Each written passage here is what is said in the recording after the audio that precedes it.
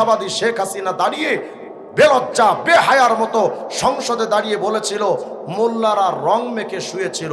ওর মতো মিথ্যাবাদী, ওর মতো মিথ্যুক, ওর মতো ধোঁকাবাজ, ওর মতো শয়তান, ওর মতো লেডি ফেরাউন বাংলাদেশে আর একটা আমরা দেখি নাই। মাঝে মধ্যে কয় চট করে বাংলাদেশে ঢুকে যাব, শুধু আয়। বাংলাদেশের মুসলমানও তৈরি আছে, জুতা দিয়া পিটা পিঠে চামড়া তুলে ফেলবে। আমাদের মূল টার্গেট ছিল একটা, নবীর কটূক্তিকারীদের ব্যাপারে আমরা কোনো আপোষ করতে চাই না।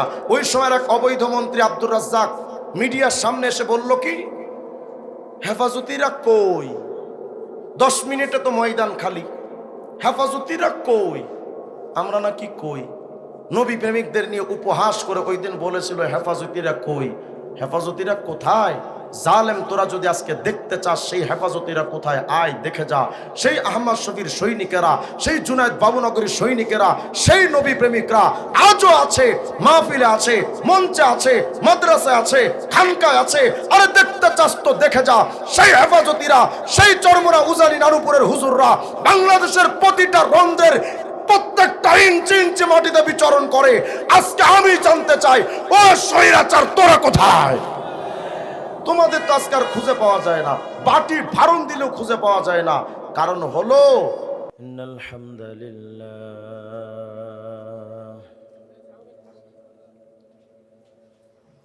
ওয়াসসালাতু ওয়াসসালামু আলা মান লা নাবিয়্যা বা'দা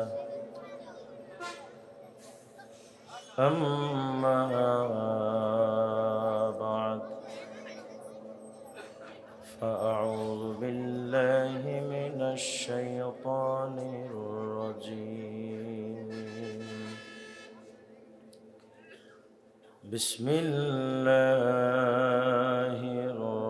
الرحمن الرحيم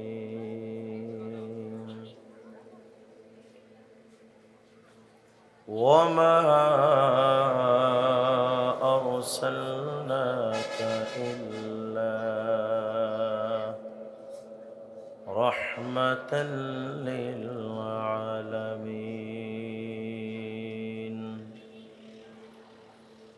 صدق الله العلي العظيم درشي قولي اللهم صل على محمد وعلى آل محمد كما صليت على إبراهيم وعلى آل إبراهيم إنك حميد مجيد اللهم بارك محمد وعلى آل محمد كما باركت على إبراهيم وعلى آل إبراهيم إنك حميد مجيد আল-আকসা ইসলামিক একাডেমির উদ্যোগে আয়োজিত প্রথম বার্ষিক ওয়াজ মাহফিল 2024-এর মুআজ্জাজ সভাপতি জনাব ইসরাইল বিশ্বাসের আজকের এই মুহূর্তে মাহফিলের সম্মানিত মুরব্বী প্রবীণ আলেমে দিন বহু আলেমের উস্তাদ ডাক্তার মৌলানা মোহাম্মদ আলী সাহেব দামাত বারাকাতুহুল আলিয়া, মুহূর্তে মাহফিলের সম্মানিত আলোচকবৃন্দ, উপস্থিত ধর্মপ্রাণ মুসলমান ভাইরা, পর্দার অন্তরালে অবস্থানরত আমার মা এবং বোনেরা, মহান আল্লাহ রব্বুল আলামিনের শাহী দরবারে লাখো করে শুকর যে আল্লাহ তাআলা আপনাদেরকে আমাকে বড় মেহেরবানি করে আজকের দিন মজলিসে দিন মাহফিলে আসার বসার তৌফিক দিয়েছেন। কি সাউন্ড দেন, क्या को করে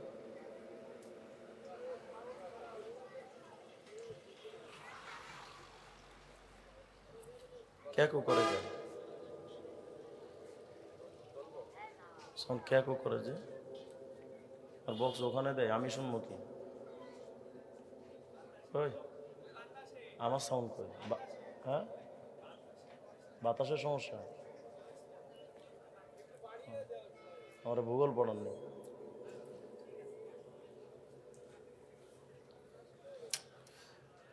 স্টেজের সাউন্ড কোথায়? স্টেজের সাউন্ড কোথায়? বুঝছেন না আমার কথা? স্টেজের আমারটা সাউন্ড দিবেন না, আমি শুনবো না।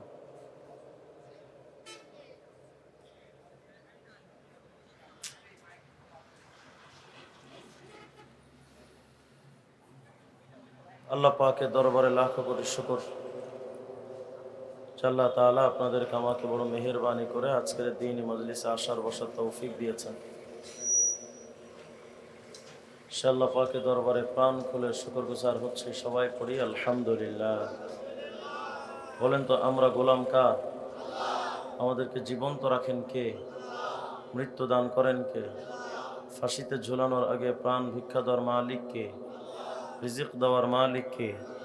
সম্মান ও সম্মানের মালিক কে? সন্তান দেওয়ার মালিক খাজা বাবা, চন্দ্রপাড়া, ল্যাংটা বাবা। সন্তান দেওয়ার মালিক কে? ক্ষমতা দেওয়ার মালিক কে? নেওয়ার মালিক? বিশ্বাস হয়?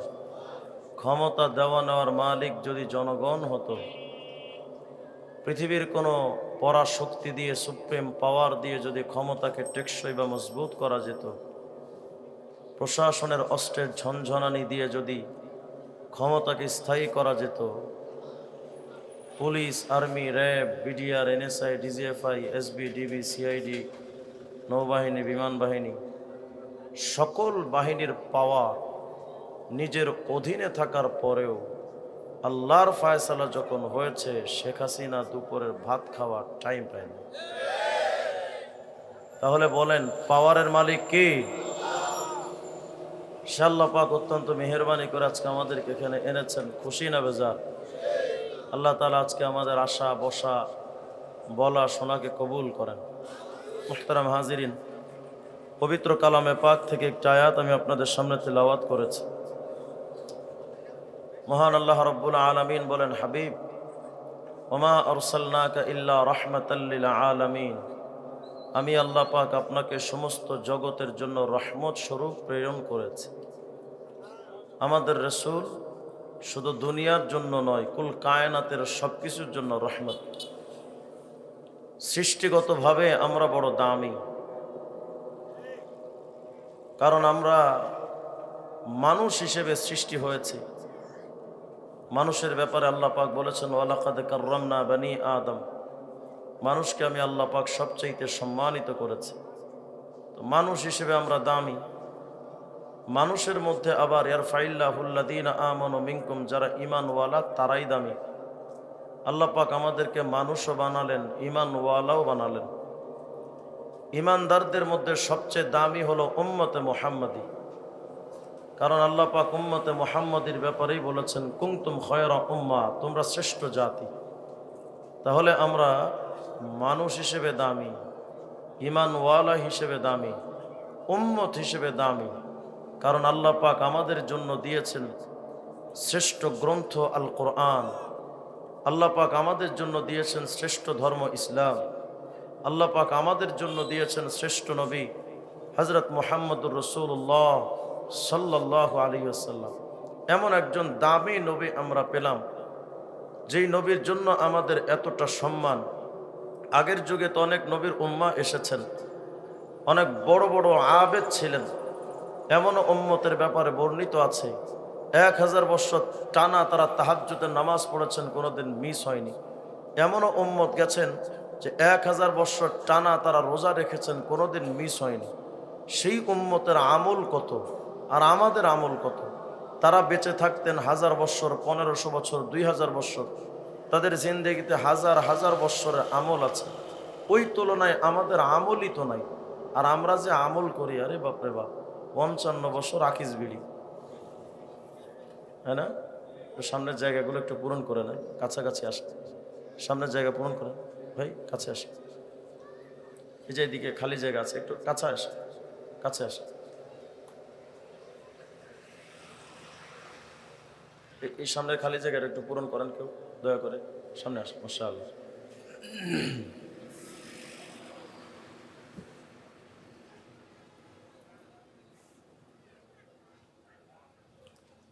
বাস আওয়াজ দিয়ে বলেন আল্লাহু আকবার।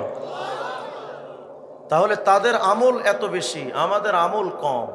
কিন্তু আমাদের আমল কম থাকার পরেও আল্লাহ পাক আমাদেরকে শ্রেষ্ঠ বলে ঘোষণা করলেন। এর পেছনে অর্থটা কি? শ্রেষ্ঠ হওয়ার জন্য তো শ্রেষ্ঠ আমল দরকার, আমাদের তো সে আমল নাই। কারণ তো অনেক আছে, এর মধ্যে একটি কারণ হলো, যেই নেতা যত দামি, তার কর্মী পিএস একান্ত সচিব বা সফর সঙ্গী তত দামি। যেই দেশ যত উন্নত ওই দেশের নাগরিক তত মানসম্মত, তত গুরুত্বপূর্ণ। তো যে যার অধীনে থাকে অধীনস্থ ব্যক্তির গুরুত্ব বাড়ে তার ঊর্ধ্বতন ব্যক্তির উপরে ডিপেন্ড করে। তো আমরা যে এত দামি এর মূল কারণের মধ্যে অন্যতম কারণ হলো আমাদের নবী হযরত মুহাম্মদুর রাসূলুল্লাহ আমাদের নেতা। সেই নবীর কারণে উম্মত এত দামি। কিন্তু আফসোস আর দুর্ভাগ্য এই জাতির জন্য, যেই নবীর জন্য আমরা এত দাম পেলাম, যেই নবীর জন্য আমরা এত মান পেলাম, যেই নবীর জন্য আমরা এতটা গুরুত্ব পেলাম, সেই নবীকে আমরা নেতা হিসেবে মানতে পারি না, ওই নবীকে আমরা গুরুত্ব দিতে জানি না। আমাদের নেতৃস্থানীয় ব্যক্তি পর্যায়ে যারা আছেন তারাও আমার নবীকে নেতা মানে না। তারা নেতা মানে কাকে? লেলিন, কালমাস, মাওসেতুং। আমরা নেতা মানি কারে? জিয়া, এরশাদ, বঙ্গবন্ধু মুজিব। আমরা তাদেরকে নেতা মেনেছি। অতি দুঃখের সাথে বলতে হয় নবী মুহাম্মদ আরবি আমাদের নেতা হতে পারলেন না। নবীর অনুসারী আলেমরা আমাদের নেতৃত্বের জায়গায় আসতে পারলেন না। আমরা নেতা বানিয়েছি কাকে? টাকলা মুরাদ, মমতাজ, কাউয়া কাদের, এগুলো আমাদের নেতা। অথচ দামি নবীকে আমরা নেতা হিসেবে মানতে পারি নাই। হায় আফসোস এই জাতির, যেই জাতি এত দামি একজন নবী পেল, যেই নবীকে নেতা মানেন সমস্ত ফিরিস্তারা, যেই নবীকে নেতা মানেন সমস্ত নবী এবং রসুলরা। প্রমাণ দিতে গিয়ে আল্লাহ পাক এই যুগে আগের যুগের একজন নবীকে আনবেন, হযরত ঈসা ইবনে মারিয়াম, যিনি আমাদের নবীর অনুসারী হয়ে কবরে দুনিয়াতে আসবেন, আমাদের নবীর পদাঙ্ক অনুসরণ করে চলবেন। যেই নবীর উম্মত হয় আগের জামানার নবীরা, আফসোস আর দুর্ভাগ্য এই উম্মতেরা সেই নবীকে নেতা মানতে পারলাম না। আমাদের কাছে নবী সম্মানিত হতে পারলেন না, আমাদের কাছে নবী মুহাব্বতের জায়গায় স্থান পেলেন না। আজকের সময় মুজিব সেনারা মুজিবের বিরুদ্ধে কটূক্তি করলে তার ব্যাপারে রাস্তায় নেমে আসে, জিয়ার বিরুদ্ধে কথা বললে তার ব্যাপারে ময়দানে ঝাঁপিয়ে পড়ে, এরশাদের বিরুদ্ধে কোনো কেউ যদি কথা বলে তার দাঁত ভাঙ্গা জবাব দেওয়ার জন্য এরশাদের সৈনিকরা প্রস্তুত হয়ে যায়। আফসোস এই জাতির জন্য, যেই নবীর জন্য কুল কায়নাত পাগল পাড়া, যেই নবীর জন্য সাতবক জমিন আসমান পাগল পাড়া, যেই নবীকে কুল কায়নাত নেতৃত্বের জায়গায় রেখে দিলেন, যেই নবীকে নেতা হিসেবে পুরা কায়নাত মেনে নিলেন, আফসোস এই জাতির সেই নবীকে আমরা মানিত না। নবীর বিরুদ্ধে কটূক্তি করলে ময়দানে নামছে কারা? ওই হেফাজতি হুজুররা, ওই চরমনা উজানি আর নানুপুরের হুজুররা, ওই কওমি মাদ্রাসার হুজুররা। তারাই শুধু নবীর মহব্বতে ময়দানে ঝাঁপিয়ে পড়ে, নিজের দল হিসেবে দলীয়ভাবে নবীর কটূক্তিকারীদের বিরুদ্ধে। যেই সমস্ত দলের লোকেরা নিজেদের দলের ব্যানারে নবীর কটূক্তিকারীদের বিরুদ্ধে মিছিল মিটিংয়ে অংশ নিতে পারে না, বোঝা গেল প্রকৃত উম্মতে মুহাম্মদী তারা হতে পারে নাই, তারা মুনাফিক। নবীর কটূক্তিকারীদের বিরুদ্ধে আমাদের কোনো মাথা ব্যথা নাই। আমরা নবীকে সম্মান দিতে শিখলাম না, নবীকে আমরা নেতৃত্বের জায়গায় রাখতে পারলাম না। শোনো মুসলমানেরা, কুল কায়নাত যদি আমার নবীকে না মানে, কুল মাখলুকাত যদি আমার নবীকে নেতা হিসেবে না মানে, আপনার আমার নবীর কিচ্ছু আসে যাবে না, আপনার আমার নবীর কিছুই হবে না। কারণ আপনার আমার নবীকে নেতা মেনে নিয়েছেন আল্লাহর ফিরিস্তারা, আপনার আমার নবীকে নেতা মেনেছেন সমস্ত নবী এবং রসুলরা। প্রমাণ চান তো খোলেন না কোরআন শরীফ, খোলেন না আহাদিসের কিতাব, খোলেন না তারিখের কিতাব, আর সিরাজুল মুনির কিতাব খোলেন, 3 নম্বর খণ্ডের 15 নম্বর পৃষ্ঠার বর্ণনা। আল্লাহ রসুল যেই দিন মেরাজে যাবেন, মসজিদে হারাম থেকে মসজিদে আকসায় আসলেন, সাথে ছিলেন হযরত জিবরিল আমিন সাল্লাল্লাহু ওয়া জিবরাইল কুল্লু ওয়াহিদ রাকাতাইন। মসজিদে আকসায় আসলেন নবীজি, সাথে জিবরাইল আমিন এসে 2 রাকাত নামাজ আদায় করলেন। জিবরাইলও পড়লেন, আপনার আমার হাবিব পড়লেন, 2 রাকাত নামাজ আদায় শেষ হয়ে গেল। মসজিদে আকসায় আজকে যিনি আগমন করেছেন তিনি তো কায়নাতের সেরা, মখলুকাতের সেরা, এমন দামি একজন নেতা আসছেন, তার সম্মানার্থে সেখানে হাজির হচ্ছেন কারা? এই এলাকায় যদি বিএনপির স্থায়ী কমিটির সদস্য কেউ যদি কোনোদিন আসে, দেখবেন তাকে শুভেচ্ছা স্বাগতম জানাতে, তাকে শুভেচ্ছা দিতে, গুরুত্ব জানাতে এলাকার গুরুত্বপূর্ণ ব্যক্তিরা এসে হাজির হবে। এমন বড় একজন নেতা আসছে, তাকে সম্মান দিতে গিয়া ফুলেল শুভেচ্ছা দিতে সবাই হাজির হবে। আজকে মসজিদে আকসায় যিনি আসলেন তিনি তো শুধু বাংলাদেশের নেতা না, পাকিস্তানের নেতা না, শুধু আফগানিস্তান আর ফিলিস্তিনের উজবেকিস্তানের নেতা নন, তিনি তো কুল কায়নাতের নেতা। মুহাম্মদুর রাসূলুল্লাহর আগমন মসজিদে আকসায় আল্লাহর হাবিবের শুভেচ্ছা দিতে হযরত জিবরিল আমিন ডাক দিলেন। ফাআদানা জিবরাইল আল মালায়েকা, সমস্ত ফেরেশতাদেরকে ডাক দিলেন হযরত জিবরাইল আমিন। ওয়া নাযালাত মিনাস সামা, আসমান থেকে কাতারে কাতারে ফেরেশতারা নাজিল হলেন রাসূলকে শুভেচ্ছা জানাতে। ওয়া হাসারা লাহু জামিআল মুরসালিন ওয়াল আম্বিয়া, সমস্ত নবীরাও আসলেন, রাসূলগণও আসলেন। কেন? মুহাম্মদ আরবির আজকে আগমন মসজিদে আকসায়, তাকে স্বাগতম জানাতে হবে, সম্মান দিতে হবে। নবীর সম্মানে ফেরেশতাদের আগমন ঘটে, নবীর সম্মানে আল্লাহ নবীদের আগমন ঘটে। আপনি আমি উম্মত হয়ে ওই নবীকে সম্মান দিতে জানি না। রাসূল যখন দেখলেন মসজিদে আকসায় ভরপুর, কি অভূতপূর্ণ এক দৃশ্য কায়েম হয়েছে আজকে মসজিদে আকসায়। সমস্ত ফেরেশতারা হাজির, সমস্ত নবী এবং রাসূলরা হাজির। আপনার আমার নবী তাকালেন, ফাআরাফান নবী আন নবিয়্যিন, আমাদের নবী দেখে চিনতে পারলেন সকল নবীদেরকে। মিন বাইনে কায়েম ওয়া রাকা ওয়া সাজিদ, তাকিয়ে দেখেন কোন নবী দাঁড়িয়ে নামাজ পড়ছেন, কেউ রুকুতে আছেন, কেউ সিজদায় আছেন।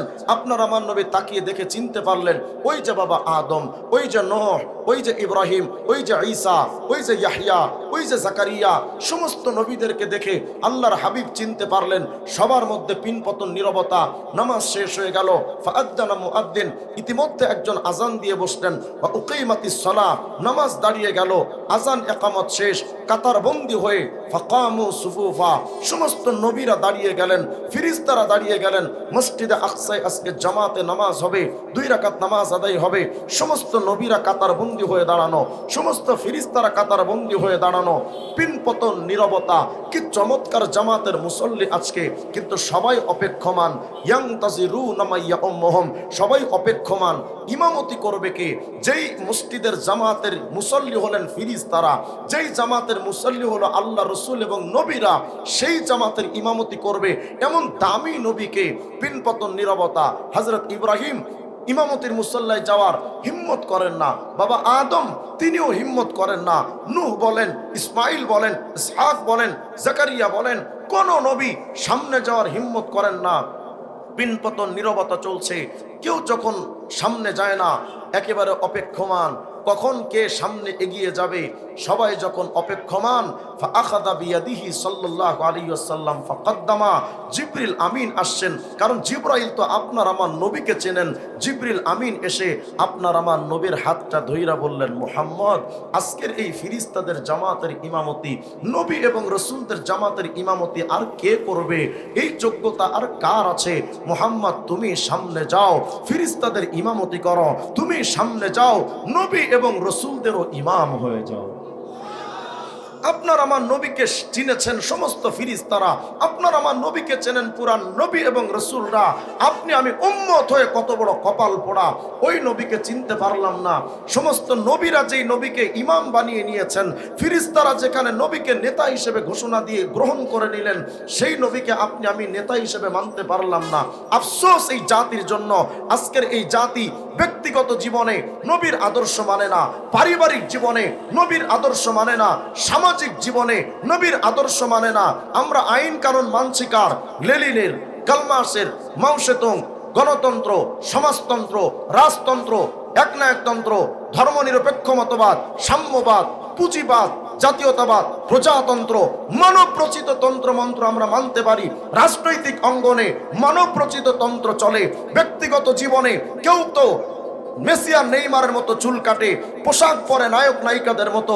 ব্যক্তিগত জীবনে নবী চলে না।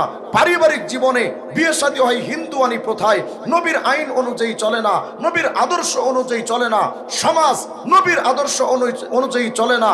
আফসোস এই জাতি আবার মাঝে মধ্যে 53টা বৎসর আমাদেরকে বলে গিয়েছে এই দেশকে সংস্কার করব, এই দেশকে আলোকিত করব। কেউ দেশকে ডিজিটাল করেছিল। আফসোস আর দুর্ভাগ্য, 53টা বৎসর চলে গেল, আজ পর্যন্ত আমার দেশের কোনো উন্নতি হয়নি। হ্যাঁ, উন্নতি হয়েছে, শুধু নেতাদের ভুঁড়িটা মোটা হয়েছে, শুধু নেতাদের বিদেশে গাড়ি আর বাড়ি হয়েছে। এই জাতির কপালে কি হয়েছে? 10 থেকে চাউল 70 টাকা হয়েছে। এই তো পরিবর্তন। শুধু এই সমাজ পরিবর্তন হয়নি। সব সরকাররা এসে আমাদেরকে বলেছিল পরিবর্তন হবে, পরিবর্তন হবে, আলোকিত হবে, সুন্দর সমাজ আসবে। আমরা দেখেছি বেলা শেষে সব শালারা বাটপার। আসতে বললেন কেন আপনারা? সবাই বাটপারি করেছে আমাদের সাথে, আমাদের প্রতারণা করে, আমাদেরকে ঘোল খাইয়ে, আমাদের ভোটগুলো তারা ক্রয় করে নিয়ে আমাদের মাথার উপরে তাল ভেঙে তারাই খেয়ে চলে গেছে। আমাদের জন্য শুধু আটিগুলো রেখে গেছে। আমরা এই জাতির কপালে কিচ্ছু ভালো কিছু পেলাম না। কারণ হলো আজকের অন্তর্বর্তীকালীন সরকারেরও দাবি দেশটা সংস্কার হবে, নির্বাচনী ব্যবস্থা সংস্কার হবে, আদালত সংস্কার হবে, কারাগার সংস্কার হবে, সংবিধান সংস্কার হবে। কোটিবার কসম করে বলি, লক্ষ কোটিবার কসম করে বলি, এই দেশটা কোনোদিন সংস্কার করে কোনোদিন আলোকিত সমাজ গঠন করা সম্ভব নয়। শান্ত একটা সুষ্ঠু পরিবেশ এই জাতি ততদিন পর্যন্ত পেতে পারে না, যতদিন পর্যন্ত প্রতিটা সেক্টরে রাসূলের আদর্শ বাস্তবায়ন করা না হবে। কোনোদিন পরিবর্তন হবে না। আমরা স্বৈরাচার সরকারের আমলে যখন কারাগারে গেছি, হেফাজতের মামলা খেয়ে, আমি তো গেছি ককটেল বিস্ফোরণ মামলা খেয়ে, কারাগারের ওপরে লেখা, রাখিব নিরাপদ, দেখাবো আলোর পথ। কি ঘোড়ার ডিমের আলোর পথ দেখায়? ঠাড়া বড়া মিথ্যা কথা। কি আলোর পথটা দেখায় বলেন? যারা মুরগি চুরি করে কারাগারে ঢোকে, কারাগার থেকে বের হয়ে পরে গরু চুরি করে। কথা হয় না? কি পরিবর্তন হয়? পরিবর্তন হবে না যতদিন পর্যন্ত এই কারাগারের মানুষকে নবীর আদর্শ শোনানো না হবে, নবীর চরিত্র শোনানো না হবে, নবীর মিশন যতক্ষণ পর্যন্ত এই কারাবন্দীদের আসামিদের ভেতরে ঢুকানো না হবে, ওই মানুষের পরিবর্তন হবে না। হাই দুনিয়ার মানুষ, ওই নবীকে তো দুনিয়ায় আমরা নেতা হিসেবে মানতে পারলাম না, ওই নবীকে আমরা দুনিয়াতে নেতৃত্বের জায়গায় রাখতে পারলাম না। তবে এই দুনিয়ায় না পারো, ঠিক ওপারে গিয়ে ওই নবীকে নেতা মানার জন্য পাগল পাড়া হয়ে যাবে। কিন্তু তোমার চাইলেও ওই সময় তুমি নবীকে নেতা হিসেবে চাইলেও কেমনে সম্ভব? নবীর আদর্শ তো তুমি দুনিয়ায় মেনে যাও নাই। সহিহ বুখারী খোলেন 2496 নম্বর হাদিস, আল্লাহর হাবিব বলেন, ফাআকুনু আউওয়ালা মান তানশাক্কু আনহুল আরদ, এই জমিন ফেড়ে সর্বপ্রথম যিনি কবর থেকে উঠবেন তিনি আর কেউ না, নবী মুহাম্মদুর রাসূলুল্লাহ। তোমার জিয়া কোথায়, মুজিব কোথায়, এরশাদ কোথায়, লেনিন কোথায়, কালমার্কস কোথায়, মাও সেতুং কোথায়, শেক্সপিয়ার কোথায়, আইনস্টাইন কোথায়, নিউটন কোথায়? কেউ তো কিয়ামতের ময়দানে তুমি খুঁজে পাবে না। নবী আমার বলেন, সর্বপ্রথম কবর ফেড়ে যিনি উঠবেন তিনি আমি মুহাম্মদুর রাসূলুল্লাহ। আরে শুধু তাই নয়, জামে তিরমিজি খুলবেন তো হাদিস দেখবেন, আল্লাহর হাবিব বলেন, আনা সাইয়্যিদু ওয়ালদি আদম ইয়াউমাল কিয়ামা ওয়ালা ফখর, কিয়ামতের ময়দানে আমি মুহাম্মদ সব ব্যবসায়ীদের নেতা, ইঞ্জিনিয়ারদের নেতা, ডাক্তারদের নেতা, ব্যবসায়ীদের নেতা, কৃষকের নেতা, দিনমজুরের নেতা, শিক্ষিত মানুষের নেতা, অশিক্ষিত মানুষের নেতা, আরবি মানুষের নেতা, আজমি মানুষের নেতা, দানবের নেতা, মানবের নেতা, জিন্নাতের নেতা, ফেরেশতাদের নেতা। আল্লাহর হাবিব বলেন, আমি নবী, নবী সকল নবী সহ কুল কায়নাতের সকল মাখলুকের নেতা হব আমি মুহাম্মদুর রাসূলুল্লাহ। ওই নবীকে কিয়ামতের ময়দানে সবাই নেতৃত্বের জায়গায় মেনে নিতে চাইবে। আল্লাহর হাবিব বলেন, শুধু তাই নয়, ওই কিয়ামতের ময়দানে ওয়া বিয়াদি লিয়াউল হামদি ইয়াউমাল কিয়ামতি ওয়ালা ফখর, আমি মুহাম্মদের হাতে একটা প্রশংসার ঝান্ডা থাকবে। হাই আফসোস উম্মতে মুহাম্মদি, নবীর সুন্নতের পতাকার নিচে আপনি আমি তো আসতে চাইলাম না, নবীর সুন্নতের পোশাক আপনার আমার মধ্যে ধারণ করতে পারলাম না, নবীর আদর্শের পতাকার নিচে আসতে পারলাম না। তবে নবী বলেন, জানো তোমরা আমার আদর্শের পতাকার নিচে যদি নাও আসো, শোনো, কিয়ামতের ময়দানে আমি মুহাম্মদের হাতে একটা প্রশংসার ঝান্ডা থাকবে, আমার হাতে একটা প্রশংসার পতাকা থাকবে। জানো আমার প্রশংসার পতাকায় নিচে কে থাকবে? মা মিন নাবিয়্যিন ইয়াউমা ইদিন আদম ফামান সাওয়া ইল্লা তাহতা লিওয়াই, সমস্ত নবী রাসূলরা পর্যন্ত আমার এই প্রশংসার ঝান্ডা আমার পতাকার নিচে দাঁড়িয়ে যাবে। কিয়ামতের ময়দানে নবীর পতাকার নিচে সবাই দাঁড়াবে, অথচ দুনিয়াতে আমরা সেই নবীর পতাকার নিচে, নবীর আদর্শের, নবীর মিশনের, নবীর ইসলামতন্ত্রের পেছনে আমরা এসে দাঁড়ালাম না। আফসোস এই জাতি ওই নবীকে সম্মান দেয় না। সম্মান দেয় কাকে? বঙ্গবন্ধুকে। সম্মান দেয় কাকে? এরশাদকে। সম্মান দেয় কাকে? জিয়াকে। যারা আওয়ামী লীগ করে বঙ্গবন্ধুকে সম্মান দিতে গিয়া তার মতো শরীরে কর্ত লাগায়, কিন্তু নবীর পোশাকটা আর পরে না। তার সম্মান দিতে জানে, নবীর সম্মান দিতে জানে না। তবে শোনো উম্মতে মুহাম্মদী, কুল কায়নাত যদি নবীকে সম্মান না করে, কুল মাখলুকাত যদি নবীকে সম্মান না করে, আমার নবীর কিচ্ছু আসে যাবে না, কিছুই হবে না। সম্মান দিতে পারলে তুমি সফল, সম্মান না দেওয়াটা তোমার ব্যর্থতা। তুমি সম্মান দিলে নবীর সম্মান বাড়বে এমনটা নয়, তুমি সম্মান না দিলে নবীর সম্মান কমবে বিষয়টা এমন নয়। কারণ আমার নবীকে সম্মান করেন স্বয়ং আল্লাহ। আসতে বলেন সুবহানাল্লাহ। আপনার আমার নবীকে সম্মান করেন স্বয়ং আল্লাহ। কোথায়? প্রমাণ চান তো ঠিক আছে, কোরআন শরীফটা খোলেন, সূরাতুল ফাতিহা থেকে সূরাতুন নাস পর্যন্ত পুরা 30 পারা কোরআন ঘুরে ঘুরে দেখবেন আল্লাহ পাক তার হাবিবকে প্রতিটা পাতায় পাতায় লাইনে লাইনে কি চমৎকারভাবে সম্মান দিয়ে আল্লাহ কথা বলেছেন। সব নবীদেরকে আল্লাহ সম্মান দিয়েছেন এক স্টাইলে, আপনার আমার নবীকে আল্লাহ সম্মান দিয়েছেন পুরো স্পেশাল ভাবে। সব নবীদেরকে আল্লাহ নাম ধরে ধরে ডেকেছেন, কিন্তু তোমার আমার নবীকে আল্লাহ পাক কোথাও নাম ধরে ইয়া মুহাম্মদ ডাকেননি, অথচ আল্লাহ ডেকেছেন ইয়া আদম, ইয়া নূহ, ইয়া ইব্রাহিম, ইয়া ইয়াহইয়া, ইয়া জাকারিয়া। কোরআন শরীফ খোলেন তো বেশ দেখতে পাবেন আল্লাহ আদমকে ডাকছেন ইয়া আদম উসকুন আনতা ওয়া যাওজুকাল জান্নাহ, ইয়া নূহ ইহবিত বিসালামি মিন্না বারাকাতিন আলাইক, ইয়া ইব্রাহিম কদ সাদ্দাকতার রুইয়া, ইয়া ইয়াহইয়া খুদিল কিতাবা বিকুওয়া, ইয়া জাকারিয়া ইন্না নুবাশশিরুকা বিগুলামিন ইসমুহু ইয়াহইয়া, ইয়া দাউদ ইন্না জাআলনাকা খলিফাতান ফিল আরদ ফাহকুম বাইনান নাসি বিল হাক্কি ওয়া লা তাত্তাবিউল হাওয়া ওয়ামা তিলকা বিয়ামিনিকা ইয়া মূসা ইয়া ঈসা ইন্নী মুতাওয়াফফিকা ওয়া রাফিউকা ইলাইয়া। সর্বত্র আল্লাহ তার নবীকে নাম ধরে ধরে সব নবীদের নাম ধরে ডেকেছেন। কোথাও ডেকেছেন ইয়া আদম, ইয়া নূহ, ইয়া ইব্রাহিম, ইয়া ইয়াহইয়া, ইয়া জাকারিয়া, ইয়া দাউদ, ইয়া মূসা, ইয়া ঈসা, কিন্তু শুধুমাত্র তোমার আমার নবীকে সম্মান দিতে গিয়ে আল্লাহ কোথাও ডাকলেন না ইয়া মুহাম্মদ। যেখানেই আল্লাহ ডেকেছেন অতি সম্মানের সাথে আসমতার হরমতের সাথে আল্লাহ নবীকে ডাকছেন ইয়া আইয়ুহান নবী হাসবুকাল্লাহ, ইয়া আইয়ুহার রাসূল বাল্লিগ মা উনজিলা ইলাইকা মির রাব্বিক, ইয়া আইয়ুহাল মুজাম্মিল কুমিল লাইলা ইল্লা কলিলা, ইয়া আইয়ুহাল মুদাসসির কুম ফাআনযির, ইয়াসিন ওয়াল কুরআনিল হাকিম। আল্লাহ কোথাও বললেন না ইয়া মুহাম্মদ। যেই নবীকে সম্মান আল্লাহ নিচে করেন ওই নবীকে উম্মত হিসেবে আমরা সম্মান করতে শিখলাম না, ওই নবীকে আল্লাহ কোথাও নাম ধরে ডাকলেন না। দেখবেন সমাজের অনেক মহিলারা স্বামীকে নাম ধরে ডাকে না কেন? সমাজের মধ্যে বলা হয় স্বামীর নাম ধরাটা না ধরাটা এটাই সম্মান, ধরাটা অসম্মান। যদি এটা আমাদের বাংলাদেশের কালচার, কিন্তু আল্লাহ রাব্বুল আলামিন তার হাবিবকে কোথাও মুহাম্মদ শব্দটা উচ্চারণই করলেন না, কিন্তু যেখানে উচ্চারণ করার প্রয়োজন হয়েছে কি সম্মানের সাথে। আমরা বাংলাদেশের কোনো বড় নেতাকে যদি আমরা নাম ধরে ডাকতে চাই তখন সাথে সাথে তার লকব, তার উপাধি, তার প্রশংসামূলক শব্দ উচ্চারণ করে তারপরে তার নামটা ধারণ করি। যেমন আমরা বলি শৈখুল ইসলাম শাহ আহমদ শফি, কায়েদে মিল্লাত আল্লামা জুনায়েদ বাবু নগরী, নায়েবে আমিরুল মুজাহিদিন আল্লামা ফয়জুল করিম দামাত বারাকাতুম, এমন চমৎকার উপাধিগুলো ধারণ করে তারপরে আমরা নামটা ব্যবহার করি। শৈখুল হাদিস ইবনে শৈখুল হাদিস আল্লামা মামুনুল হক, এমনভাবে নামটা উচ্চারণ করি। আমাদের নবীর বেলায়ও আল্লাহ যখন নামটা নিতে চেয়েছেন সাথে সাথে নবীর লকবটা রাসূলুল্লাহ খাতামুন নবীন আল্লাহ নিজে ব্যবহার করেছেন। কোরআন শরীফ খুলবেন তো দেখবেন ওয়ামা মুহাম্মাদুন ইল্লা রাসূল কদ খালাত মিন ক্বাবলিহির রাসূল মুহাম্মাদুর রাসূলুল্লাহ ওয়াল্লাযীনা মাআহু আশিদ্দাউ আলাল কুফার মা কানা মুহাম্মাদুন আবা আহাদিম মির রিজালিকুম ওয়ালাকিন রাসূলুল্লাহি ওয়া খাতামান নবিয়্যিন। আল্লাহ তার নবীকে কতটা সম্মান দেন। আফসোস ওই নবীকে আপনি আমি সম্মান দিতে জানলাম না। ওই নবীকে সম্মান দিবেন কেমনে? যদি বলেন যে নবী তো নাই, তো নবীকে আমরা নেতা হিসেবে মানবো কেমনে? সংবিধান ফলো করো। তুমি জিয়াকে নেতা মানো কেমনে? তার আদর্শে তুমি চলো। তুমি এরশাদকে নেতা মানো কেমনে? তার আইন কানুন দিয়া তুমি তোমার রাজনৈতিক অঙ্গনটা চালাতে চাও।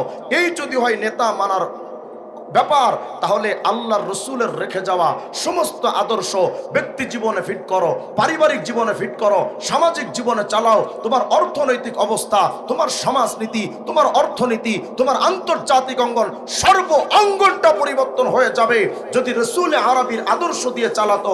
হ্যাঁ, এই জাতি আজকে বলে এই মোল্লাদের দ্বারা কি হবে, ওই ইসলামতন্ত্র মোল্লাতন্ত্র এটা দিয়ে কি হবে, মোল্লারা আর পারেটা কি? ওদেরকে চ্যালেঞ্জ করে বলেন তোর বাপ মোল্লারা কি পারে? শুধু আফগানিস্তানের তালেবান তোর বাপ মোল্লাদের দিকে তাকায় দেখ, তো 14 গোষ্ঠী যা জীবনের চোখে দেখেনি, যেই দুর্নীতি সমাজ মুক্ত করতে তোরা 1000 বার আদা জল খেয়ে নেমেছিলি, সেই সমাজ তোমরা দুর্নীতি মুক্ত করতে পারো নাই, ওই সমাজ তোমরা চুরি মুক্ত করতে পারো নাই, ধর্ষণ মুক্ত করতে পারো নাই, এমনকি চুরি মুক্ত করতে গিয়া নিজেরা চোর সেজে ভোট চুরি করেছো। দুর্নীতি করতে করতে বিদেশে গাড়ি বাড়ি তোমাদের অভাব থাকে নাই। তোমরাই চাও না, সারা জীবন তোমরাই তো বলেছো দুর্নীতি সমাজ করতে বাংলাদেশের সকল বুদ্ধিজীবীদের মাথার চান্দি খালি হয়ে গেছে। দুর্নীতি মুক্ত সমাজ করতে পারে নাই, শুধু মোল্লারা, আফগানিস্তানের তালেবান, দাড়িওয়ালা, টুপিওয়ালা, পাগড়িওয়ালারাই পেরেছে।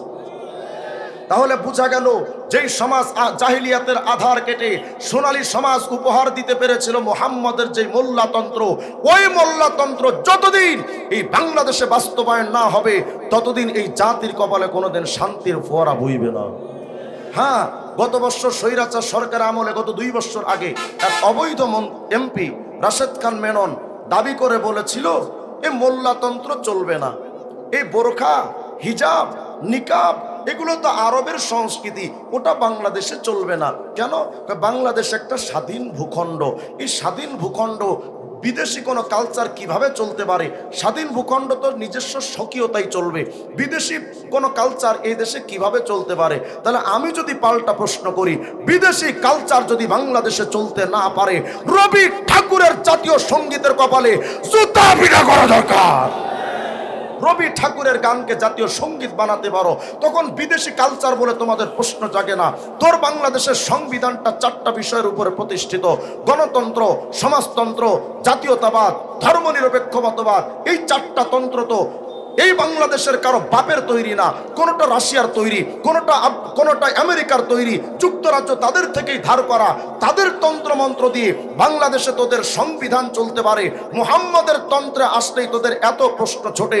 সুস্পষ্ট বিষয় হলো, বঙ্গবন্ধুর বিরুদ্ধে কথা বললে মুজিব সেনারা যেমন তার জবাব দেয়, জিয়ার বিরুদ্ধে কথা বললে যেমন জিয়ার সৈনিকরা জবাব দেয়। হে উম্মতে মুহাম্মাদি, স্পষ্ট বার্তা হলো, যেই কোনো ব্যক্তি আমার নবীকে নিয়ে কটূক্তি করবে, নবীর ইসলামতন্ত্র নিয়ে যারাই প্রশ্ন তুলবে, কোনো প্রশ্ন ছাড়াই জুতা দিয়ে পিটা চামড়া তুলে ফেলা হবে।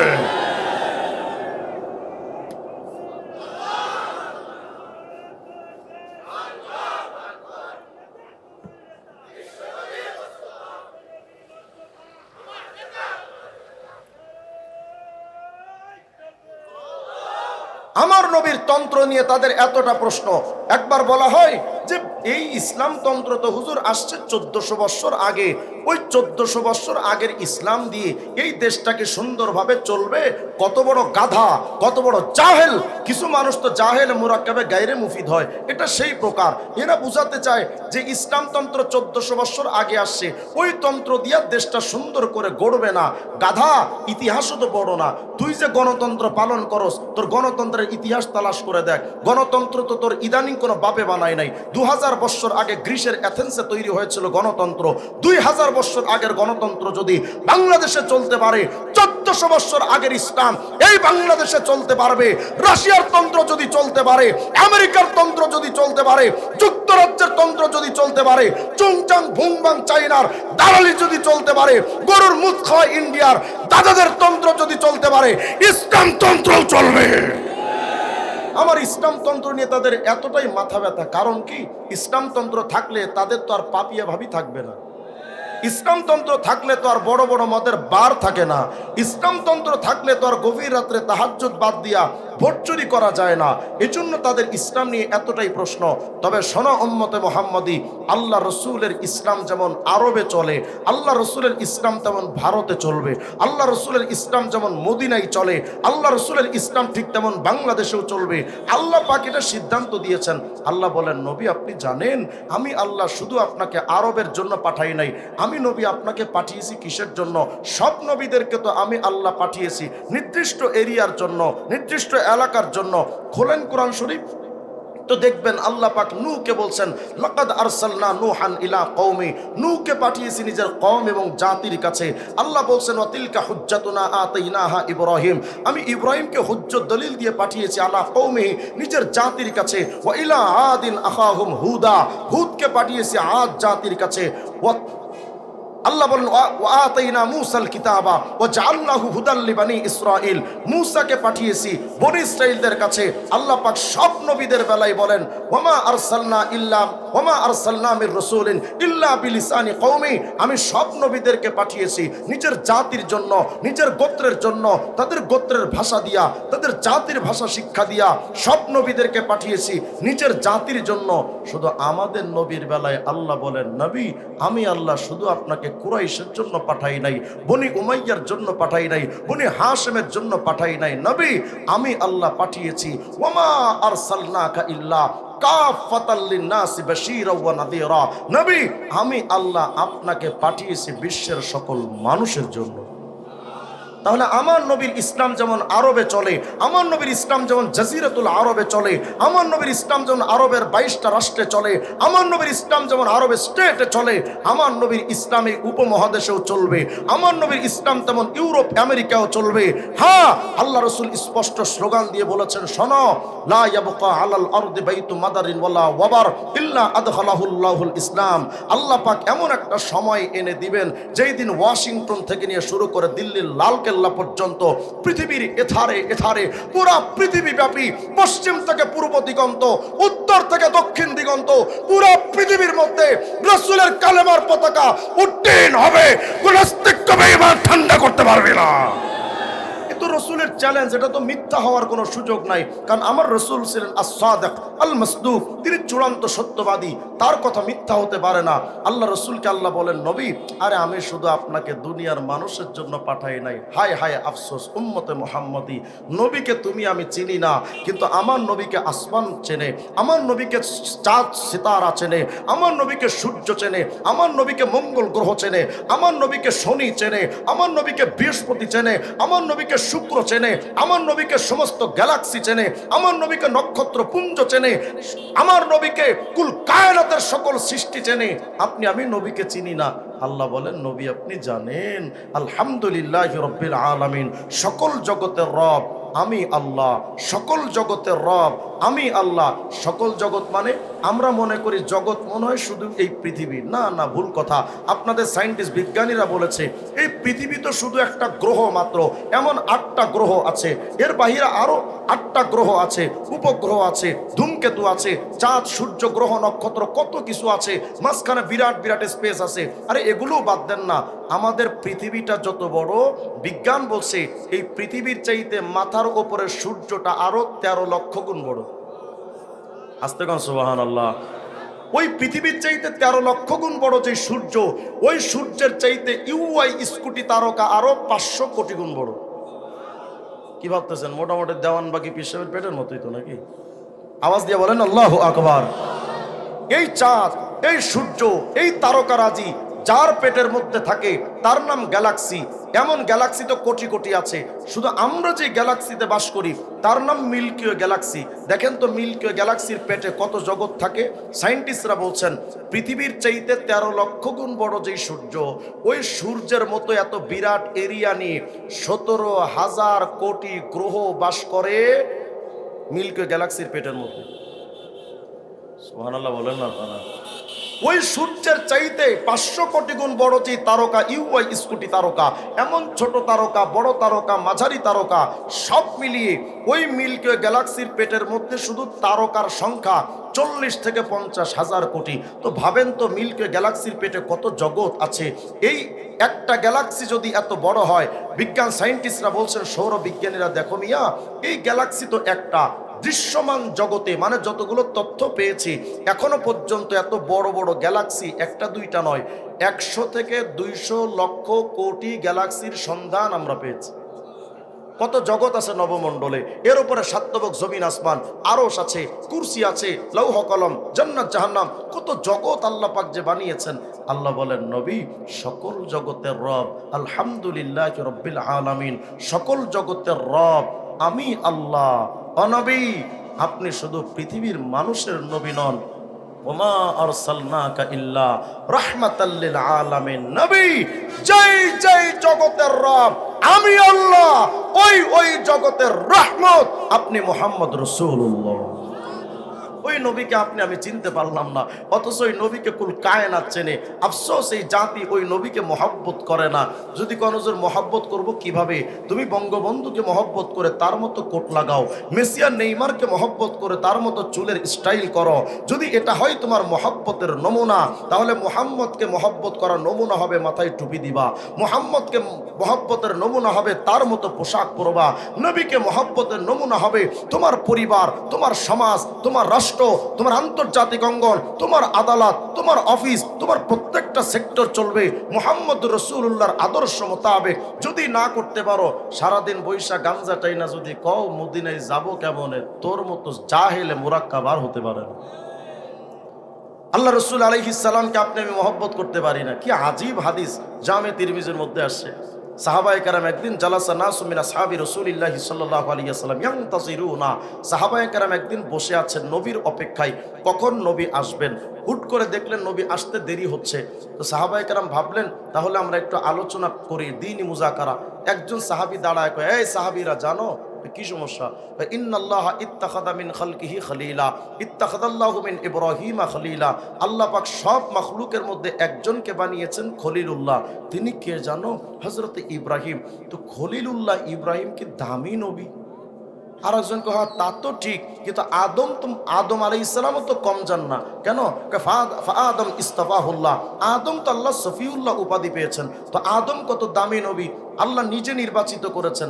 আর একজনকে তাও তো ঠিক, কিন্তু মুসা আলাইহিস সালাম কি কম? ফামুসা কাল্লামাহু তাকলিমা, সব নবীদের সাথে আল্লাহ কথা বলেছেন জিব্রাইলের মারফতে। মুসার সাথে আল্লাহ কথা বলেছেন সরাসরি ডাইরেক্টলি। তো মুসা আলাইহিস সালাম তো কালিমুল্লাহ, কি দামি নবী। আর একজনকে তাও তো ঠিক, কিন্তু ঈসা আলাইহিস সালামও তো কম না। ফাঈসা কালিমাতুল্লাহ ওয়া রূহ, ঈসা তো আল্লাহর রূহ উপাধি পেয়েছেন। তো ঈসা কত দামি নবী। তো একজন বলে আদম সফিউল্লাহ, একজন বলে ইব্রাহিম খলিলুল্লাহ, একজন বলে মুসা কালিমুল্লাহ, আর একজন বলে ঈসা রূহুল্লাহ। হুট করে আকবালা নবী আলাইহিস সালাম ওখানে আসলেন, ফাসাল্লামা আলাইহিম, এসে মানুষকে সালাম দিলেন, সাহাবীদেরকে সালাম দিয়া আল্লাহ রসুল বলেন, সাহাবীরা শুনতেছিলাম তুমি আদমের প্রশংসা করো, তোমরা ইব্রাহিমের প্রশংসা করো। আদম সফিউল্লাহ, ইব্রাহিম খলিলুল্লাহ, মুসা নজিউল্লাহ কালিমুল্লাহ, ঈসা রূহুল্লাহ। হ্যাঁ হ্যাঁ, এটা তো ঠিক, আদম তো সফিউল্লাহ, ইব্রাহিম তো খলিলুল্লাহ, মুসা তো কালিমুল্লাহ, ঈসা তো রূহুল্লাহ, মাগার আমি মুহাম্মদ হাবিবুল্লাহ। মা মানাল হাবিব, হাবিবুল্লাহ কাকে বলে? আরবি অভিধান লুগাত যদি খুলেন তো দেখবেন আল হাবিব বা মানাল মাহবুব, আল্লাহ বুঝাতে চান ও নবী সফিউল্লাহ আদম, খলিলুল্লাহ ইব্রাহিম, কালিমুল্লাহ মুসা আর রূহুল্লাহ ঈসা। নবী আপনি জানেন, আল্লাহ যেন বোঝার, নবী আপনি জানেন সবাই তো আমি আল্লাহরে খুশি করতে ব্যস্ত। আদম তো এত ব্যস্ত ছিলেন, ইন্না আদম ওয়া হাওয়া বাকায়া মিআতাই সানা, 200 বছর কেঁদেছেন আদম, আল্লাহ মাফ করে দেন, আল্লাহ মাফ করে দেন। জান্নাতে নিষিদ্ধ বৃক্ষ খেয়েছে, আল্লাহ তোমার খুশি চাই, মাফ করে দেন। হযরতে ইব্রাহিম আলাইহিস সালাম খলিলুল্লাহ হওয়ার পরও আল্লাহরে খুশি করতে এতটা পাগল পাড়া, নিজের সন্তানকে পর্যন্ত জবাই করতে উদ্যত হয়েছেন, নিজে নমরুদের আগুনে ঝাঁপ দিয়েছেন, টার্গেট একটা, আল্লাহকে খুশি করা। মুসা আলাইহিস সালাম কালিমুল্লাহ ঠিক, কিন্তু ওই কালিমুল্লাহ মুসা আল্লাহরে খুশি করতে এতটাই পাগল পাড়া, নীল দরিয়ায় ঝাঁপ দিয়ে পড়েছেন। ঈসা রূহুল্লাহ হওয়ার পরও আল্লাহর জন্য এতটা পাগল পাড়া, নিজের জীবনকে উৎসর্গ করতে প্রস্তুত ছিলেন। আল্লাহ বোঝাতে চান নবী সফিউল্লাহ বলো, খলিলুল্লাহ বলো, কালিমুল্লাহ বলো, রূহুল্লাহ বলো, নবী সবাই তো আমি আল্লাহরে খুশি করতে চাই। আর আমি আল্লাহ ঘোষণা দিচ্ছি ওয়ালা সাউফা ইউতিকা রাব্বুকা ফাতারদা, নবী সবাই তো আমি আল্লাহরে খুশি করতে চাই, আর আমি আল্লাহ নিজে তোমারে খুশি করতে চাই। আসতে বললেন সুবহানাল্লাহ। ওই নবীকে আল্লাহ নিজে খুশি করতে চান, অথচ তুমি দাড়ি টাকা এটা নবীকে নারাজ করো। যেই নবীকে আল্লাহ নিজে খুশি করতে চান, তুমি আমি সেই নবীকে সুন্নাতটা প্রত্যাখ্যান করে ওই নবীর কলিজা আগুন জ্বালিয়ে দেই। হায় হায় আফসোস উম্মতে মুহাম্মাদি, তোমার বিবেকটার কবে জাগ্রত হবে? ওই নবীর বিরুদ্ধে কোনো কুলাঙ্গার কথা বললে তোমার শরীরে আগুন ধরে না, নিজের নেতার বিরুদ্ধে কথা বললে তোমার শরীরের মধ্যে আগুন দাউ দাউ করে জ্বলে। মুসলমান কিভাবে হলে? তবে শোনো, ভাবতেছে হুজুর আমরা বিএনপি করি, আওয়ামী লীগ করি, জাতীয় পার্টি করি, অমুক তমুক করি, হুজুর আমরা নবীর বিরুদ্ধে যদি কিছু না করি তাইলে নবীর পক্ষে কিচ্ছু হবে না। শোনো, আল্লাহ পাক চ্যালেঞ্জ করেছেন দুনিয়ার মানুষ, আল্লাহ তার নবীকে বুঝান, ও নবী দুনিয়ার মানুষ তো এখন নাস্তিক মুফাসসিল ইসলামের মতো কুলাঙ্গার আমার নবীরে গালি দেয়, আসাদুরের মতো কুলাঙ্গার আমার নবীকে গালি দেয়, তসলিমা নাসরিনের মতো আন্তর্জাতিক স্বীকৃত বেশ্যারা আমার নবীর চরিত্র নিয়ে প্রশ্ন তোলে। তবে আল্লাহ বলেন নবী আরে আপনি টেনশন করেন না তো, নবী শোনেন, ও রাফা'না লাকা যিকরাক, নবী আপনার শান, আপনার মান, আপনার ইজ্জত আমি আল্লাহ নিজের জিম্মাদারিতে নিয়ে নিলাম, হেফাজত আমি করব। আল্লাহ কেমন জানি বোঝান, নবী ইন্না নাহনু নাযালনা যিকরা ওয়া ইন্না লাহু লাহাফিজুন, কোরআন নাজিল করেছে আমি আল্লাহ, হেফাজতের জিম্মাদার আমি আল্লাহ, কারণ কোরআন আমার কালামুল্লাহ। ও নবী, কালামুল্লাহ কোরআনের হেফাজত যেমন আমি করব, হাবিবুল্লাহ মুহাম্মদের ইজ্জতের হেফাজতও আমি আল্লাহ নিজে করব। তাহলে বোঝা গেল, কুল কায়নাত যদি নবীকে নিয়ে প্রশ্ন তোলে, আমার নবীর কিচ্ছু হবে না, আমার নবীর কিচ্ছু আসে যাবে না। হ্যাঁ, এটা তো ঠিক, নবীর কটূক্তিকারীদের কটূক্তি করলে নবীর কিচ্ছু হবে না, এটা তো ঠিক, কিন্তু আমাদের বোঝাপড়া আছে। আসতে কইলেন বিরক্ত হচ্ছেন মনে হয় আপনারা, না? যদি কোনো কুলাঙ্গার আমার নবীকে গালি দেয়, নবীর কিচ্ছু হবে না, এটা তো ঠিক, কিন্তু আমাদের বোঝাপড়া আছে। ও আমার ভাই হতে পারে, মা হতে পারে, সন্তান হতে পারে, বাপ হতে পারে, আমার আপনজন হতে পারে, প্রতিবেশী হতে পারে, আত্মীয় স্বজন হতে পারে, পীর হতে পারে, নেতা হতে পারে, রাষ্ট্রপতি প্রধানমন্ত্রীও যদি নবীর বিরুদ্ধে কটূক্তি করে, এদিক সেদিক ফিরে তাকাবো না। যেই নবীর কটূক্তি করবে ওর জিহ্বাটা ছিঁড়ে ফেলা হবে। আমার নবীর কটূক্তিকারীদের সে যত বড় হোক না কেন, আশ্চর্য হই আমরা মাঝে মধ্যে। বাংলাদেশের সংবিধান বলছে এই দেশের প্রতিটা নাগরিকের জীবনে নিরাপত্তা দাও, তার সম্পদে নিরাপত্তা দাও, তার সম্মানে নিরাপত্তা দাও। হায় হায় আফসোস, আমার মতো একজন চুনোপুটির ইজ্জতের হেফাজতের আইন আমাদের বাংলাদেশের সংবিধানে থাকতে পারে, তাহলে আমি বলি আমার চাইতে আমার নবীর দাম বেশি, আমার বাপ মার চাইতে আমার নবীর দাম বেশি, আমার পরিবারের চাইতে আমার নবীর দাম বেশি। আরে আমার পরিবার, মহল্লার, গ্রাম আর শহর কেন, বাংলাদেশের 18 কোটি মানুষের চাইতে নবীর ইজ্জতের দাম বেশি। পৃথিবীর 800 কোটি মানুষের চাইতে যেই নবীর ইজ্জতের দাম বেশি, আমার বিরুদ্ধে কটূক্তি করলে যদি আইন থাকতে পারে, নবীর কটূক্তিকারীদের বিরুদ্ধেও মৃত্যুদণ্ডের আইন থাকতে হবে।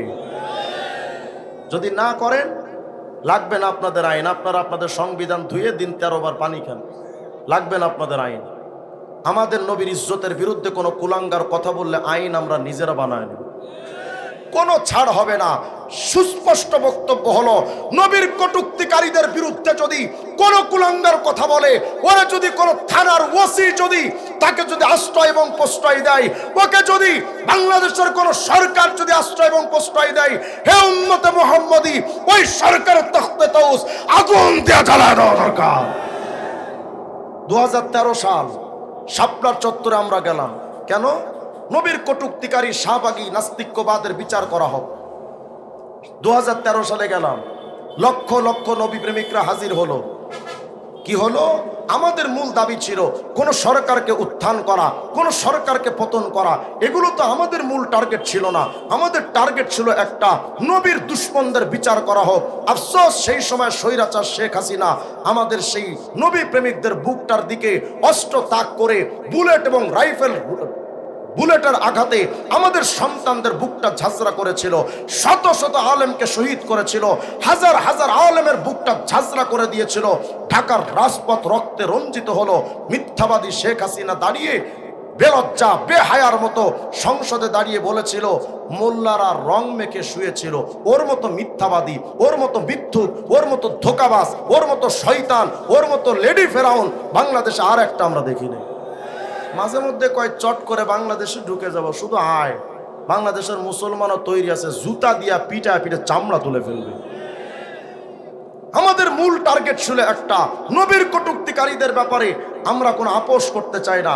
ওই সময়ের এক অবৈধ মন্ত্রী আব্দুর রাজ্জাক মিডিয়ার সামনে এসে বলল কি, হেফাজতিরা কই? 10 মিনিটে তো ময়দান খালি, হেফাজতিরা কই? আমরা নাকি কই? নবী প্রেমিকদের নিয়ে উপহাস করে ওই দিন বলেছিল, হেফাজতিরা কই? হেফাজতিরা কোথায়? জালেম, তোরা যদি আজকে দেখতে চাস সেই হেফাজতিরা কোথায়, আয় দেখে যা। সেই আহমদ শফির সৈনিকেরা, সেই জুনায়েদ বাবুনগরীর সৈনিকেরা, সেই নবী প্রেমিকরা আজও আছে, মাহফিলে আছে, মঞ্চে আছে, মাদ্রাসায় আছে, খানকায় আছে। আরে দেখতে চাস তো দেখে যা। সেই হেফাজতিরা, সেই চরমোনা উজানি নানুপুরের হুজুররা বাংলাদেশের প্রতিটা রন্ধ্রের প্রত্যেকটা ইঞ্চি ইঞ্চি মাটিতে বিচরণ করে। আজকে আমি জানতে চাই, ও স্বৈরাচার তোরা কোথায়? তোমাদের তো আজকে আর খুঁজে পাওয়া যায় না, বাটি ভারণ দিলেও খুঁজে পাওয়া যায় না। কারণ হলো নবীর ইজ্জত না, নবীর প্রেমিকদের ইজ্জত কোনোদিন হারাবে না। দায়িত্বশীল কে? জোরে বলেন না কে? আল্লাহ তার নবীকে বলেন, নবী আপনি জানেন ও রাফানা আল্লাকা যিকরাক, আপনার শান, আপনার মান, আপনার ইজ্জত, আপনার দাম আমি আল্লাহ অনেক উপরে উঠাবো। তো জিব্রাইল আমিন এসে বলতেছেন, নবী আপনি জানেন আপনার সম্মান আল্লাহ কিভাবে উঠাবেন? নবী বলেন, না ভাই জিব্রাইল আমি তো জানি না। আল্লাহ জবাব দেন, নবী জানেন আপনার মর্যাদা কিভাবে উপরে উঠাবো? একটা উদাহরণ দিলে আপনারা বুঝবেন। আপনাদের এই দিকের ছেলে মেয়েরা প্রেম করে না? কথা কয় না। আমি কোনো কবর টবর জিয়ারত করতেছি কিনা আল্লাহ জানে, আওয়াজ টাওয়াজ দিয়ে। ছেলে মেয়েরা প্রেম করে না? যেই ছেলেটা যেই মেয়ের সাথে প্রেম করে, দেখবেন ওই ছেলেটা ওই মেয়ের নামটা নিজের হাতের মধ্যে ট্যাটু করে, বুকের মধ্যে করে, দেওয়ালে দেওয়ালে ফর এক্সাম্পল লেখে S+M লেখে না? শুধু দেওয়ালে না, বাথরুমেও লেখে। মানে ওই ছেলেটা বোঝাতে চায় এই মেয়েটাকে আমি বড্ড ভালোবাসি। আল্লাহ বোঝাতে চান, ও নবী এই যদি হয় ভালোবাসার বহির প্রকাশ, নিজের নামের পাশে প্রেমাস্পদের নাম রাখাটা যদি হয় ভালোবাসার প্রকাশ নবী, তাহলে আমি আল্লাহ বাদ রাখবো কেন? নবী শোনেন, ইদা দুকিরিতা মাই, অনবী সাত্তবক জমিন আসমান কুল কায়নাতের মধ্যে যেখানে যেখানে আমি আল্লাহর নাম থাকবে, সেখানে সেখানে আমি আপনি মুহাম্মদের নামটাও রেখে দেব। আল মাওয়াহিবুল লাদুনী আল্লামা কাসতালানী কিতাব লিখেছেন। দেখেন তো খুঁজে, বাবা আদম একদিন আল্লাহকে বলছেন, আল্লাহ আসআলুকা বিহাক্কি মুহাম্মদ, আল্লাহ আমি আদম তো 200 বছর ধরে কাঁদলাম, আপনি তো ক্ষমার সিদ্ধান্ত দিলেন না।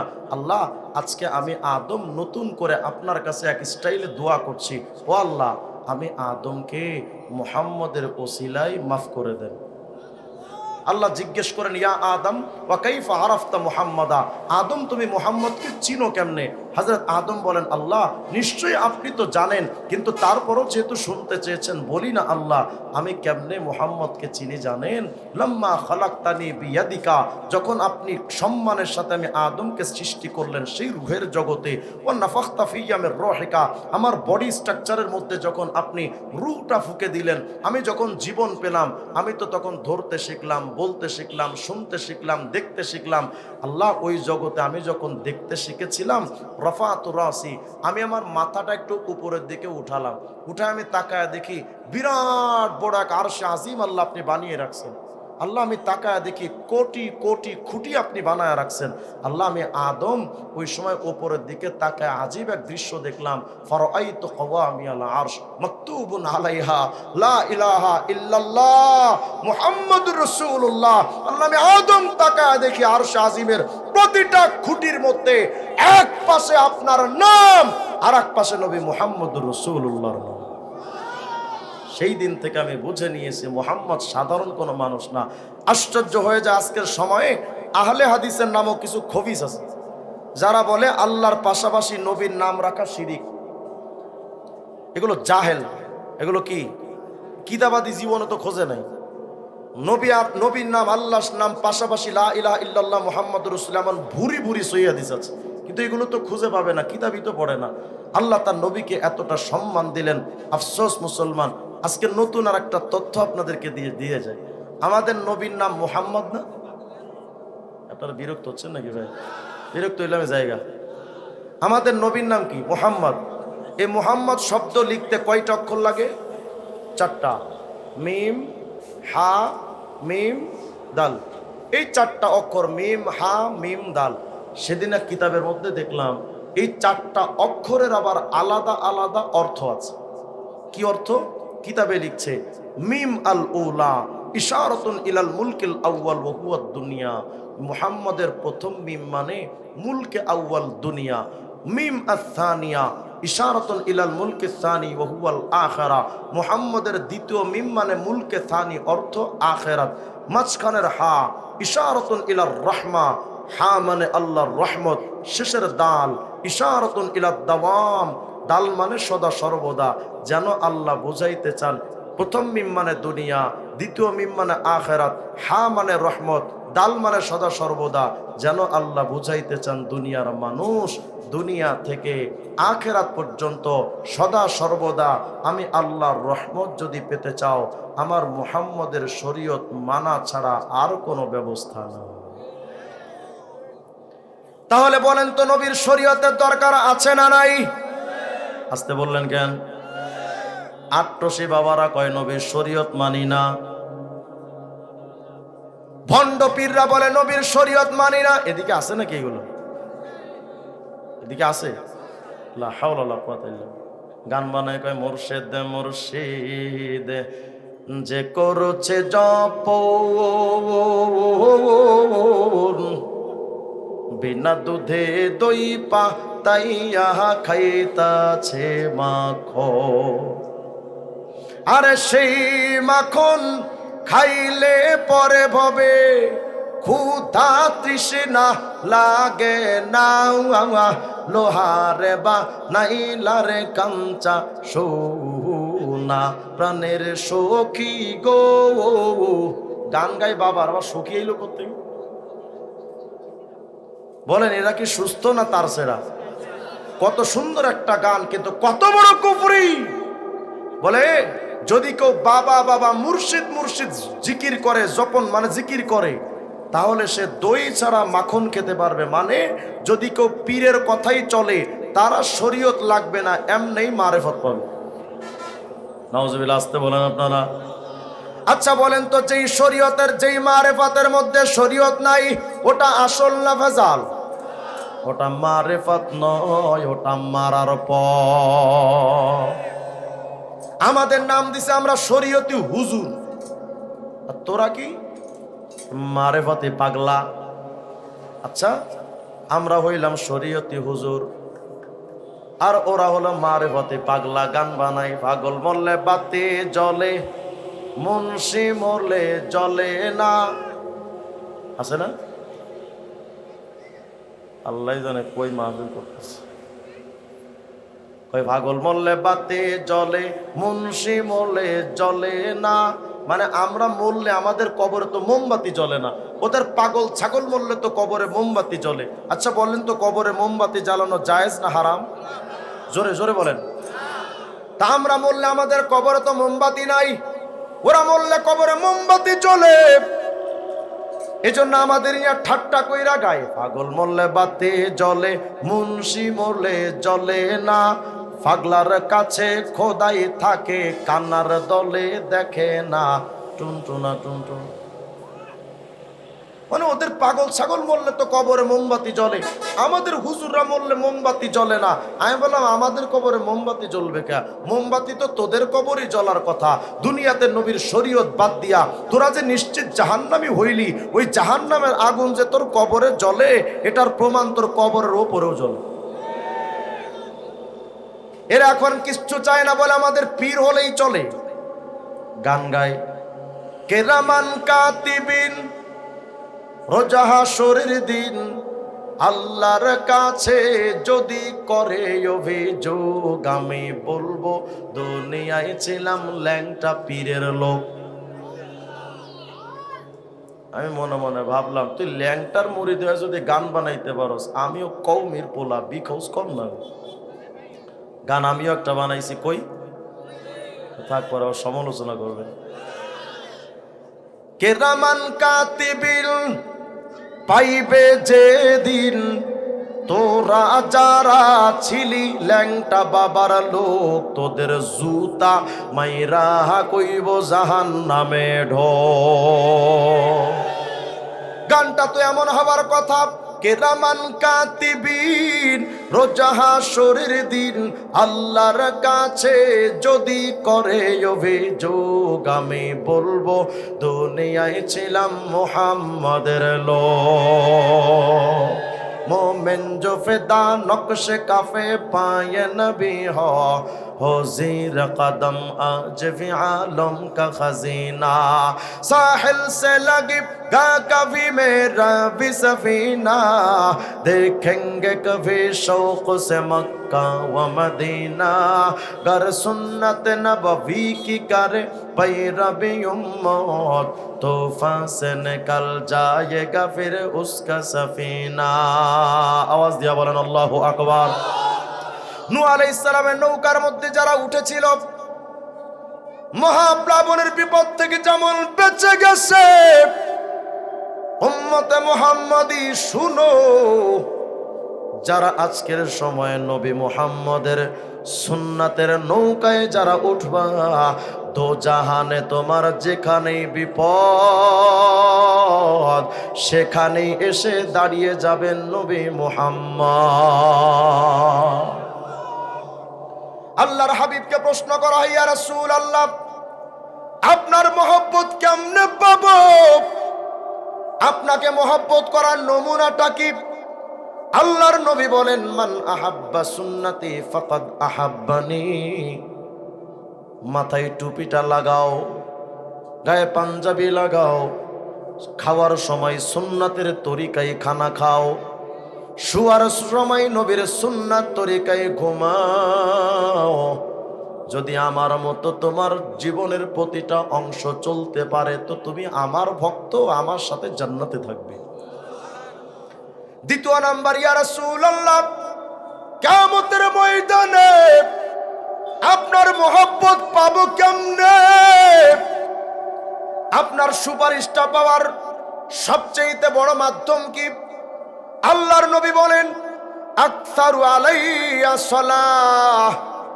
যে উম্মত দুনিয়াতে বেশি বেশি আমার নামে দরুদ শরীফ পড়বে, আমি নবী কিয়ামতে তার সবচেয়ে আপন হব। আখিরাতের কথাটা তো পরে যদি সময় হয় বলবো, শুধু দুনিয়ার একটা ছোট্ট ঘটনা আপনাদের শোনাই।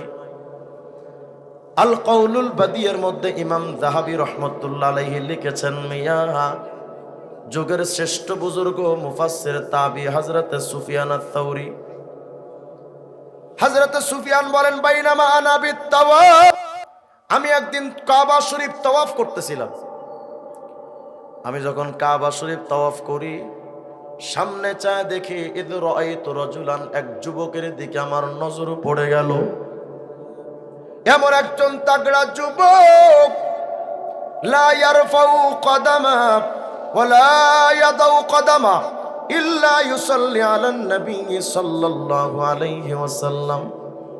আমি সুফিয়ান তাকায় দেখি ওই যুবকটা তাওয়াফ করার সময় পাটা উঠায় আবার পাটা নামায়, প্রতিটা কদমে কদমে বিশ্বনবী মুহাম্মদুর রাসূলুল্লাহর নামে দুরূদ শরীফ পড়ছিল, আল্লাহুম্মা সাল্লি আলা মুহাম্মদ। প্রতিটা কদমে কদমে দুরূদ শরীফের আমল। যুবকটার কাছে আমি যাইয়া বলি, যুবক, তারাকতা তাসবিহ ওয়া তাহলিল, আমি তো দেখি তুমি সুবহানাল্লাহ কও না, আলহামদুলিল্লাহ কও না, ওয়া আকবালতা বিসসালাতি আলান নবী সাল্লাল্লাহু আলাইহি ওয়াসাল্লাম, আমি তাকায় দেখি তুমি বেশি বেশি শুধু দুরূদ শরীফ পড়ো। হাল ইনদাকা ফি হাযা মিন শাই, বলো তো এর মধ্যে কোনো গোপন রহস্য আছে নাকি? যুবক ডেকে বলে, আপনি কে? বলে, আমি সুফিয়ান। যুবক বলে, সুফিয়ান রে, লাউলাকা গরিবুন ফি আহলি জামানিনা লামা আখবারতুকা আন হালি ওয়ালা ইত্তালাতুকা আন খবরি। এরে সুফিয়ান, যুগের শ্রেষ্ঠ একজন কিংবদন্তি আলেম যদি না হতেন, আমার এই গোপন খবরটা জীবনে আপনারে বলতাম না। কিন্তু সুফিয়ান রে, যেহেতু শুনতে চেয়েছেন, আমার এক গভীরের একটা খবর আপনাকে বলে যায়। খরাজতু আনা ওয়া ওয়ালিদি হাজ্জাইন ইলা বাইতিল্লাহিল হারাম, আমার বাবারে লইয়া আমি একদিন আমার বাবার সাথে হজবত পালন করার জন্য মসজিদে হারাম মক্কায় আসতেছিলাম। সুফিয়ান রে, মক্কার হারামের দিকে যখন আসতেছিলাম, হুট করে তাকায় দেখি ফামারিদা ওয়ালিদি, আমার বাবা অসুস্থ হয়ে গেলেন। আমার বাবার নিয়ে আমি একটা তাঁবুর মধ্যে ঢুকলাম। তাঁবু বানাইয়া তাঁবুর মধ্যে ঢুকে ফাকুনতু ইনদা রাসিল ওয়ালিজা, আমার বাবার মাথার কাছে দাঁড়াইলাম, মাথাটা টিপে দিব, তেল পানি দিয়া দিব, সেবা করব অসুস্থ বাবা। সুফিয়ান রে, আমার বাবার মাথার কাছে যখন আমি দাঁড়িয়েছি, তাকায়া দেখি ফামাতা ওয়ালিদি, আমার বাবা আমার চোখের সামনে মারা গেলেন। মুহূর্তের মধ্যে আমার বাবা দুনিয়া ত্যাগ করলেন। এই সুফিয়ান, আমার বাবার অবস্থা আরো ভয়ঙ্কর। আমি আমার বাবার চেহারার দিকে তাকায়া দেখলাম ওয়াসওয়াদ্দা ওয়াজহুহু, চেহারাটা কালা হয়ে গেছে, বিভৎস। আর এক বর্ণনায় আসে ফি সূরাতি খিনজির, আমার বাবার চেহারার দিকে তাকায় দেখি বাবার চেহারাটা শূকরের মতো চেহারা হয়ে গেছে। আমি আমার বাবার চেহারাটা আমার একটা কাপড় দিয়ে ঢেকে দিলাম, কেউ যেন বাবার চেহারাটা না দেখতে পায়। আমার বাবার এই কঠিন দৃশ্য, ভয়ঙ্কর দৃশ্য যদি মানুষে দেখে, আজীবন আমাকে বলবে আমার বাপ হারামি, আমিও হারামি। এজন্য মানুষের কাছে ছোট হতে চাই নাই, বাবার চেহারাটা ঢেকে দিলাম, কেউ যেন দেখতে না পায়। সুফিয়ান রে, মরুভূমির ময়দানের ভেতরে আমি একলা আমার বাবার লাশ নিয়ে পড়ে আছি। আমি একলা মানুষ, আমার বাবার লাশটা দাফন করব কেমনে? ডিপ্রেশন, পেরেশানিতে পড়ে গেলাম। আমার বাবার মাথার কাছে আমি বসে যখন চিন্তা ভাবনায় যখন পড়ে গেলাম, ফাগলাবাত আইনাই, হঠাৎ করে আমার নজর, চোখ দুটো লেগে আসলো। আমি তন্দ্রাচ্ছন্ন হয়ে ঘুমায়া পড়লাম। আমি যখন ঘুমে বিভোর, এক আজীব দৃশ্যটা আমি ঘুমের মধ্যে স্বপ্নে দেখেছিলাম রে সুফিয়ান। আমি চাইয়া দেখি দূর থেকে আল্লাহর একজন বান্দা আমাদের এই কঠিন মুহূর্তের আমার বাবার লাশের পাশে দূরদেশ থেকে একটা লোক দ্রুত বেগে আসতেছিলেন। আল্লাহর কসম, লাম আরা আহসানা মিনহু ওয়াজহা, এত সুন্দর চেহারাওয়ালা মানুষ আমি জীবনে দেখি নাই। ওয়ালাম আরা আনজাফা মিনহু সাওবা, এত সুন্দর পোশাকওয়ালা মানুষ আমি জীবনে আমার দুই নয়নে দেখি নাই রে সুফিয়ান। ওয়ালাম আরা আতিয়াবা মিনহু রিহা, এত সুন্দর সুঘ্রাণওয়ালা মানুষ আমার নজরে জীবনে দেখি নাই। এরে সুফিয়ান, ওই আল্লাহর বান্দা আমার বাবার কাছে আইসা হাজির। বাবার কাছে আইসা বাবার চেহারা থেকে কাপড় সরালেন। কাপড়টা সরাইয়া ফামাসাহা বিয়াদাইহি আলা ওয়াজহি ওয়ালিদি, আমার বাবার চেহারাটাই এমন ভাবে তার বরকতের হাতটা বুলায়া দিলেন। ফাদা আবিয়াদা, আমি তাকায়া দেখি আমার বাবার চেহারাটা যেমন ভয়ঙ্কর ছিল, আমার বাবার চেহারাটা আগের চাইতে, পূর্ণিমার চাঁদের চাইতে আরো বেশি উজ্জ্বল হয়ে গেছে। ফাওয়াল্লা মুদবিরা, এই কাজটা করে আল্লাহর বান্দা দ্রুত বেগে আমাদের স্থান ত্যাগ করে চলে যাচ্ছিলেন। ওরা সুফিয়ান রে, আমি মনে মনে তখন ভাবলাম, এই কঠিন বিপদকালে যেই লোকটা আসলো, এই মায়ার মানুষটাকে, এত সুন্দর মায়ার মানুষটা আমি তো জীবনে কল্পনাও করতে পারি নাই। কিন্তু লোকটা পরিচয় দেয় না, কথাবার্তা নাই, কাজটা কইরা দ্রুত বেগে তিনি চলে যাচ্ছেন। ফাআখাযতু বিনাসিয়াতি সাওবিহি, আমি পেছনে যাইয়া আল্লাহর বান্দার কাপড়ের একটা আঁচল আমি টেনে ধরে বললাম, আল্লাহর বান্দা দাঁড়ান। কই যান? যান, নামটা তো একটু বলে যান, পরিচয়টা তো দিয়ে যান, বাড়িটা কই, বাবা মায়ের নামটাও তো একটু বলে যান, কে গো আপনি, আপনার ঠিকানা তো বলে যান। সুফিয়ান রে, আমি যখন আল্লাহর বান্দাকে প্রশ্ন ছুড়লাম, আল্লাহর বান্দাটা পেছন করে আমার চেহারার দিকে তাকায় বলেন, আওয়ামা তারিফুনি, এরে যুবক তুমি আমারে চিনো নাই, আনা নাবিয়্যুকা সাহিবুল কুরআন, আমারে চিনো নাই, আমি তো রহমতুল লিল আলামিন বিশ্বনবী মুহাম্মদুর রাসূলুল্লাহ। আমারে তুমি চিনতে পারো নাই, আমি তো তোমাদের নবী। সুফিয়ান রে, নবীর দিদার আর সাক্ষাৎ নসিব হলে আমি নবীর তো জড়ায়া ধরলাম। আমি নবীকে প্রশ্ন করলাম, ইয়া রাসূলুল্লাহ, আমার বাবার এই কঠিন দুর্দশার সময় আপনি কেন গাইলেন, একটু কারণটা কি বলবেন?